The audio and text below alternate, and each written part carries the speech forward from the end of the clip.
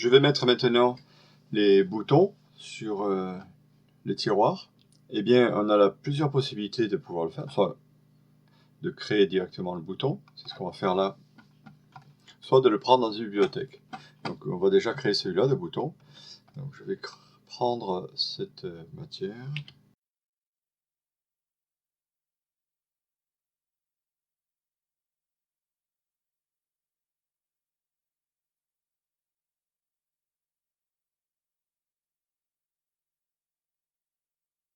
Alors pour mettre la texture sur mon bouton, je vais copier la texture qui est ici. Donc je fais B au clavier pour avoir l'outil de texture. J'appuie sur Alt pour copier cette texture-là. Maintenant je vais l'appliquer mais sur toutes les faces. Donc comme je veux appliquer sur toutes mes faces en même temps, j'appuie sur la touche Shift de mon clavier et je maintiens mon doigt appuyé et je clique. Et maintenant je vais la placer au milieu. Alors,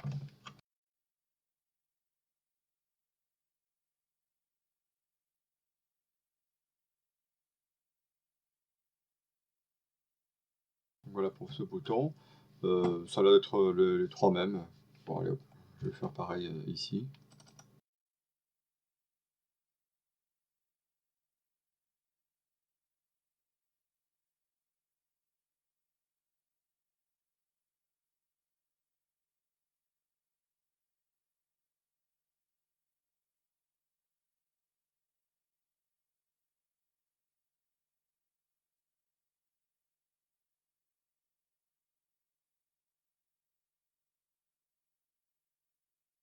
Pour les boutons ronds là, je vais choisir une autre méthode. Dans les composants ici, donc s'il n'est pas actif ici, il faut aller l'activer là. Tout ce qui est actif ici, je le retrouve dans la palette par défaut qui se trouve à droite. Voilà. Composants, structure notamment, la structure elle n'est pas activée par défaut, donc il faut venir l'activer ici. Et dans le composant, je peux choisir soit une bibliothèque de quincaillerie que je me serais faite. Je vous invite à le faire. Si vous avez des quincailleries que vous utilisez souvent, telles que des coulisses métalliques, des boutons, des charnières, eh bien, allez venir chercher dans les composants la bibliothèque. Moi, je m'en suis fait une, donc ouvrir une bibliothèque que j'appelais bouton José. Voilà. Et dedans, j'ai ces deux boutons-là. J'en ai que deux. Donc, je vais prendre celui-là et je vais le placer sur mon tiroir. Alors, je vais d'abord me mettre dans mon tiroir. Je fais un glisser-lâcher.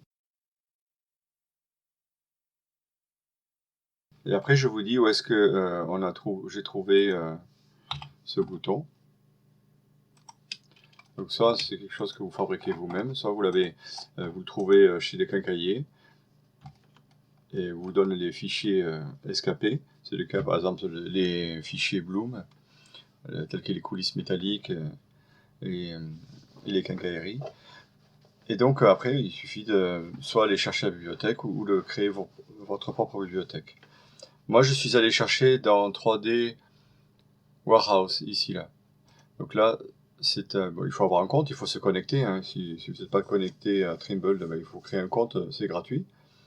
Et je suis allé chercher un bouton de tiroir en anglais, parce que c'est là où on a le plus de chances de trouver ce que l'on souhaite. Donc en anglais, un bouton de tiroir, c'est Knob, K-N-O-B. Et là, donc, il va chercher, et dans ce qu'il va trouver, ben, vous prenez le bouton, et après, s'il vous convient, si c'est un bouton que vous allez utiliser souvent, vous pouvez après le mettre dans votre bibliothèque. Voilà.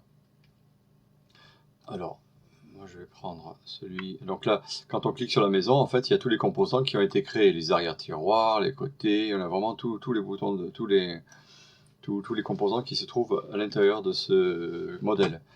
Moi, je veux uniquement les boutons José, voilà, qui se trouvent à cet endroit-là. Alors, je vais prendre celui-là de bouton. D'abord, je vais rentrer dans mon tiroir pour éditer le tiroir.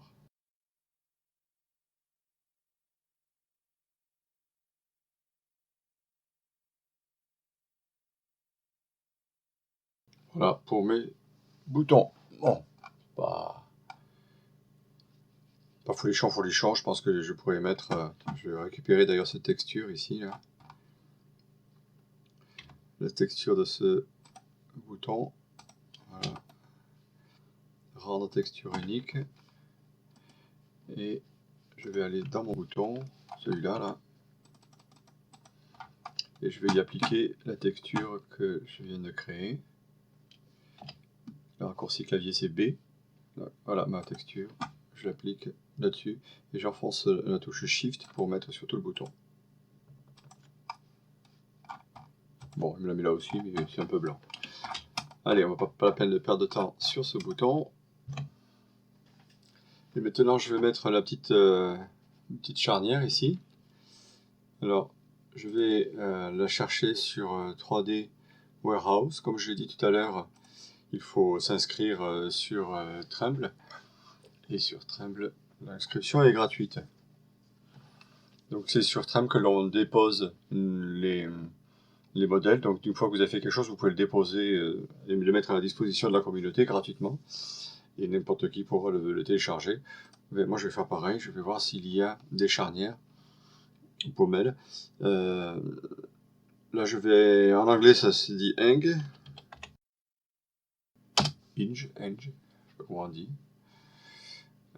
Mon anglais pas très beau. Bon, je regardais déjà. Bon, je vais prendre celui-là parce qu'il y a le nœud, ça correspond bien. Il n'y a pas les trous, mais c'est pas trop grave.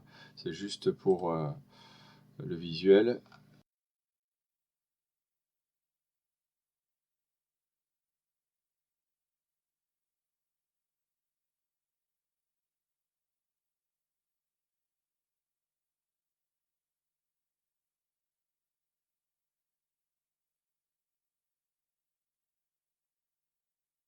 Bien, maintenant, je vais faire ma présentation.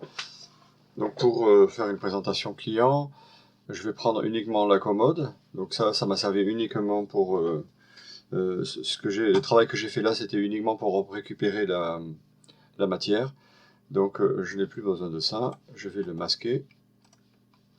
Je n'ai pas besoin de ce trait d'axe là ici. Là, les axes, je veux pas qu'ils soient affichés, donc je les enlève. On zoome dessus. Je centre. Voilà. Maintenant, je vais pouvoir créer ma scène. Alors là, les scènes se créent ici. J'appuie sur le plus et ça y est, j'ai une scène de créer. Au niveau de ma perspective, mes fuyantes, bon, je trouve pas ça très heureux. J'ai l'impression que bon, elles sont pas très plongeantes. Enfin, il y a une proportion qui me plaît pas trop. Alors, je peux modifier ma caméra. Je peux régler mon objectif de caméra. On va sur caméra, champ angulaire. Voilà. Et là, sur le côté, je glisse. Je fais un glisser-lâcher. Voilà. Donc là, c'est un tout petit peu trop. Un petit peu moins, là on est pas mal. Quand on est autour d'entre 25-30 là ici, 30 degrés, je trouve que c'est assez fun, c'est pas mal. Voilà. Ok, c'est pas mal, ça me plaît bien. Clic droit, et là je mets à jour. Barre espace pour sortir de mon outil. Donc là je viens de créer donc, une scène. Là il faut toujours veiller à ce que le style soit activé. Et je vais en créer une deuxième. D'ailleurs cette scène là je vais l'appeler perspective. Perspective 01. Voilà. Je vais en créer une deuxième. Donc je vais ajouter. Et cette scène-là, je vais l'appeler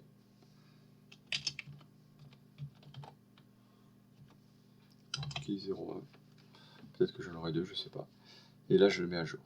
Donc là, les deux onglets sont exactement les mêmes. Voilà, sur l'onglet 1, je n'ai pas les axes. Emplacement des axes, là, je vais les désactiver.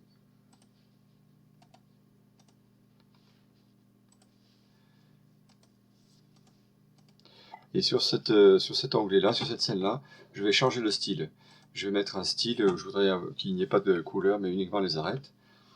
Donc je vais choisir un style d'arête de croquis. Si je prends par exemple ce style-là, c'est assez fun. Ça fait un peu comme dessin fait à la main, sauf que ça ne me fait pas les parties arrondies. Bon. Alors je prends une ligne droite, 3 pixels. Là, ça me fait des lignes droites, mais c'est pareil, c'est mal fini ici aussi. Il ne finit pas complètement les traits. Alors, c'est pour du croquis, peut-être que ça va bien, mais souvent ça me gêne parce que si je voudrais créer un style qui me permet de faire des vues de face, vues de droite, vues de gauche, avec un fond blanc et des traits blancs, alors je vais, ce style-là, je vais le mélanger. Donc je vais mélanger ce style avec un autre, celui-là, le style simple, que j'ai utilisé tout à l'heure, là, sur la vue, qui lui, au niveau des arêtes, fonctionne, et je vais copier de ce style-là, je vais copier et récupérer uniquement les paramètres des arêtes. Voilà. Ce qui fait que là maintenant, j'ai des arêtes qui sont bien. Donc je viens de créer un nouveau style. Je clique ici donc pour que ce style-là maintenant soit enregistré. Sur cette vue, j'ai les couleurs. Sur cet onglet-là, j'ai des tirets noir et blanc. Par exemple, si je veux faire une vue de face maintenant, je vais ajouter encore, donc je récupère le même style, et ici je mets en vue de face. Voilà. Là par contre je suis en perspective, puisque là on voit que les pieds arrière sont visibles. Si je fais une projection parallèle, je mets en projection parallèle, et là je fais clic droit, mettre à jour. Je peux en faire d'autres maintenant, je peux faire d'autres selles, vue droite, vue dessus, et ainsi de suite. Et je suis en projection parallèle, donc ça sera intéressant si je renvoie, si je récupère ce fichier dans Layout pour faire des présentations avec des cotations et tout ça. Si je n'ai pas Layout et que je veux faire une cotation rapide, ben je peux le faire sur cette vue. Par exemple ici, je vais faire la largeur de ma commode, ici. Là, c'est la commode est affichée, la cotation est affichée avec un chiffre après la virgule et il y a les millimètres. En ébénisterie, on travaille toujours en millimètres. Je n'ai pas besoin de mettre 1,0. Alors, je vais modifier ça. Je vais dans l'info sur le modèle. Au niveau des unités, ici, je mets à 0. Voilà. Et je fais en sorte que l'unité ne soit pas affichée. Voilà. Au niveau de la cotation, maintenant, je vais modifier les paramètres de la cotation. Je vais d'abord la sélectionner, comme ça elle est sélectionnée. Donc c'est le paramètre des cotations et de celle-là aussi vont être sélectionnés. Et parmi les paramètres, je vais demander à ce qu'il le masque en perspective. Ça veut dire que quand il sera en perspective, la cotation ne sera pas affichée. Voilà. Activer les cotations. Voilà. Donc là je suis en perspective. La cotation ne s'affiche pas. Elle s'affiche. Pourquoi elle s'affiche? Alors, je vais modifier le curseur là, ici. Voilà. Ce curseur-là, c'est suivant l'inclinaison. Donc, je le déplace un petit peu à gauche, jusqu'à ce qu'il disparaisse. D'ailleurs, là, maintenant, je ne l'aurai pas. Donc, en vue de face, ma cotation est visible. Et quand je mets en perspective, hop, elle disparaît. Très pratique, parce que ça évite de... Cette technique-là est très pratique. Voilà ma hauteur. Après, la dimension de cette tablette. La distance ici. Bon, voilà. La hauteur de mon pied. Voilà, donc là, toutes les cotations que je viens de mettre ici, elles ne sont plus visibles sur ma perspective. Voilà pour la présentation. Maintenant, pour faire le débit la fiche de débit de cette commode et l'optimisation des panneaux, je vais utiliser OpenCutList que je lance. Pour cela, on commence par matière. Dans matière, ici, il y a toutes les matières qui sont utilisées dans mon ouvrage. Bien. Alors, ça, je le reconnais, c'est le gris que j'ai mis pour le pied. Je clique dedans. Voilà, je peux dire que c'est du massif, c'est du hêtre massif pour les pieds. Voilà, juste pour que je me souvienne bien que cette matière c'est uniquement pour les pieds. Et c'est de type massif. Voilà. Et au niveau des épaisseurs, je peux en rajouter. Il fait 44, donc on va prendre dans du 55. Donc je vais rajouter l'épaisseur de 55. Entrée. Voilà, et je valide. Bien, maintenant, donc cette matière, c'est un pied. Ça, ce sont les lamellos, je crois.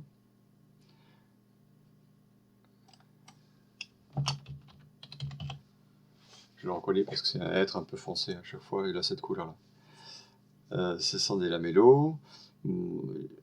Après, l'anigré V2. Qu'est-ce que j'ai fait avec celui-là? Celui-là, c'est celui que j'ai modifié, ouais. D'accord. Donc celui-là, c'est les panneaux. Les panneaux plaqués.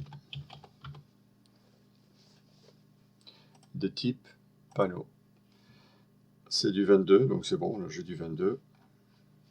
Et là, je remplis pas, je pourrais mettre les dimensions des panneaux standards que j'ai l'habitude de commander.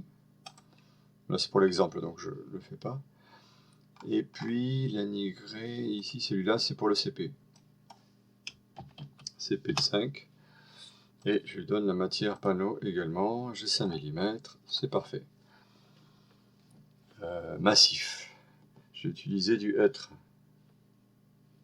Ici. Donc ça, c'est pour mon hêtre massif. Donc de type massif. C'est du 27 et du 18. Parfait. Comme ça, je pourrais refaire ma façade et mes côtés tiroirs. Et puis tout le reste, c'est ce qui était venu, c'est ce qui vient avec les quincailleries généralement. Je n'en ai pas besoin. Là, je vais générer mon débit. Et il me dit que je vais avoir besoin de hêtre de 27, du 18, pour le pied du 55, du CP de 5, des panneaux de 22. Bon, ça, il ne m'en faut pas. Alors, dans le hêtre de 27, je vais me faire ça de tiroir. Ici, mes largeurs, mes épaisseurs de toutes mes façades de tiroir. Au niveau de mes hêtre 18, donc c'est pour l'arrière et les côtés des tiroirs. 126, 146 par 12. Là, j'ai les pieds. Et on voit qu'il me met une dimension de 74 par 44. En fait, les pieds font 44 par 44, une longueur de 190. Donc là, je vais modifier sur ma pièce mes axes. Parce que la longueur, c'est toujours l'axe rouge. En regardant les axes, ici. L'axe rouge, c'est le sens du fil de la pièce. Et les deux autres, c'est la largeur et l'épaisseur. Alors, je vais venir sur mon pied. Et je vais modifier ces axes. Voilà. Actuellement, on voit que l'axe rouge, il est là. Alors, je vais mettre l'axe rouge sur la longueur de la pièce. Je viens ici. Je clique là. Là, je donne la direction de mon axe rouge. Quand je veux sortir de mon composant, il me demande d'actualiser. Je dis oui. Parce que maintenant, l'axe rouge est la longueur de la pièce. Ce qui fait que sur ma fiche de débit, maintenant, mon pied va avoir la bonne longueur. Et là, j'ai mes pieds maintenant qui font un peu plus de 203 environ. Bon, cette manière, on va mieux le travailler avec les purs. Là, j'ai mes CP de 5. Est-ce que mes CP de 5 sont tous orientés correctement? Alors là, il se trouve que normalement, bon, le sens du fil est parallèle à la face. Alors que normalement, sur un fond de tiroir, le sens du fil est toujours perpendiculaire à la face. Alors je vais modifier cette orientation de manière à ce que la longueur soit 306 et pas la largeur. Pour cela, je clique ici sur ma pièce, je vais dans les axes et je mets ma longueur sur le 306 et la largeur ici. Donc je modifie ceci. Je vais le faire sur les autres aussi.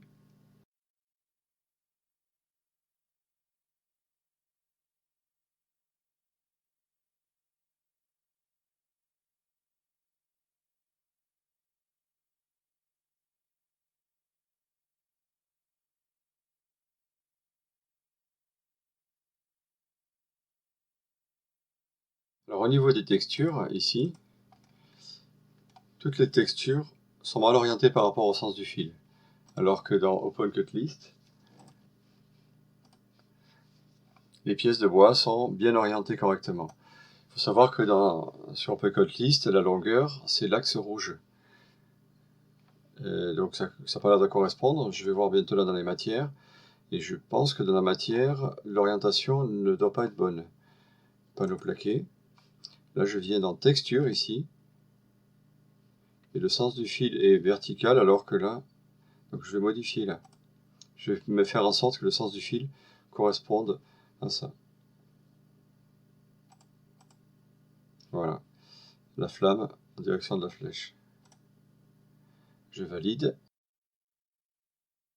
Voilà, donc maintenant,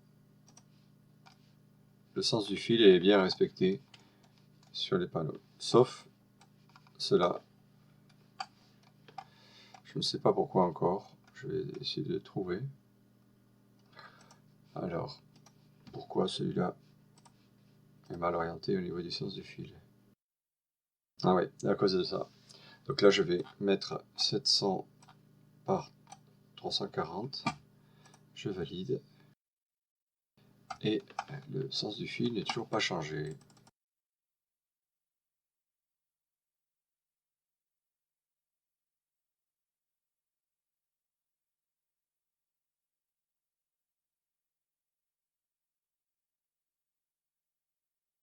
Alors c'est certainement que tout à l'heure, quand j'ai donné mes orientations de fil, comme je trouvais que la flamme était à l'envers, j'ai fait la modification directement dessus, j'aurais peut-être pas dû.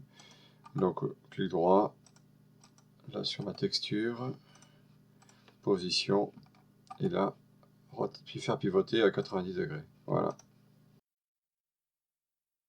Ouais, la flamme est à l'envers. Alors je vais la mettre à l'endroit.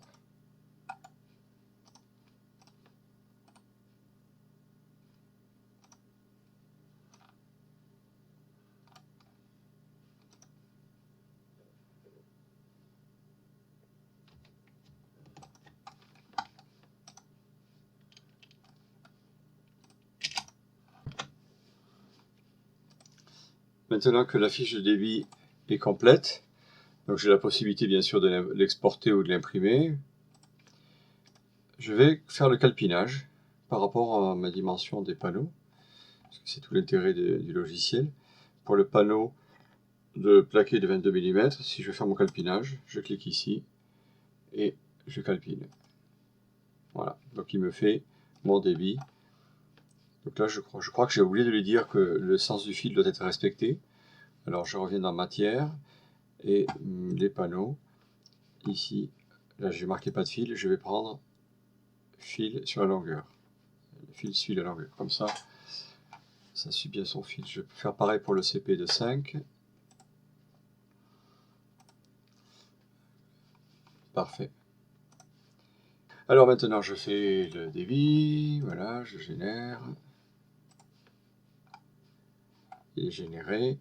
Le être de 18, là j'ai du CP de 5, le CP de 5, je peux faire le calpinage. Et là, mes panneaux, le sens du fil est bien orienté. Je peux l'imprimer. Et puis pour le panneau de 22, je peux faire le calpinage aussi. Voilà.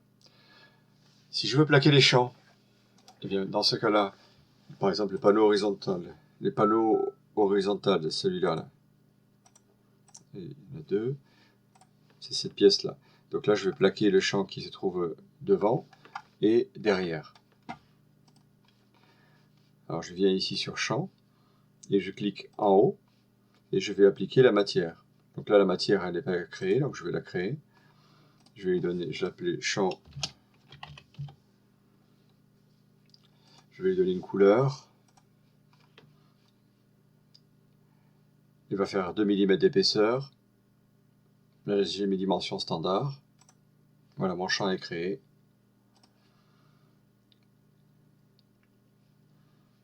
Maintenant, je vais pouvoir faire mes champs.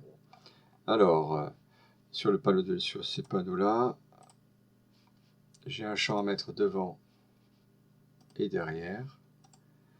Donc, ici et là, j'ai un champ devant et derrière. On peut le voir que le champ est plaqué devant et derrière. Les autres panneaux, je vais faire pareil.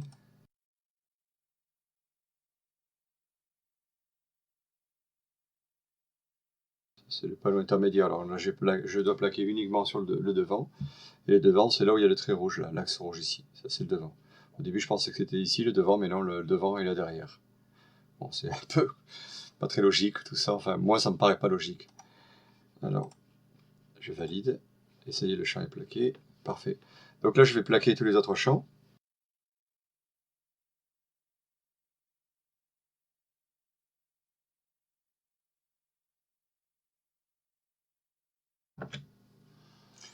Et voilà, donc tous mes champs sont plaqués, sur le devant, sur le derrière, dessous, dessus.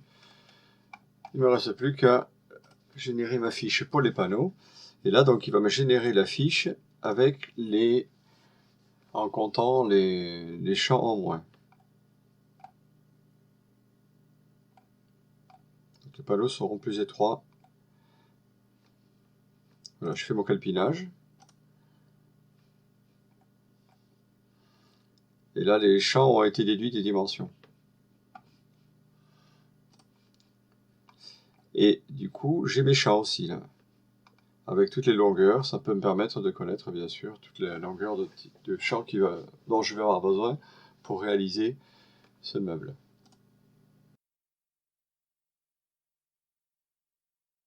Et voilà, donc mon travail est terminé sur cette commode.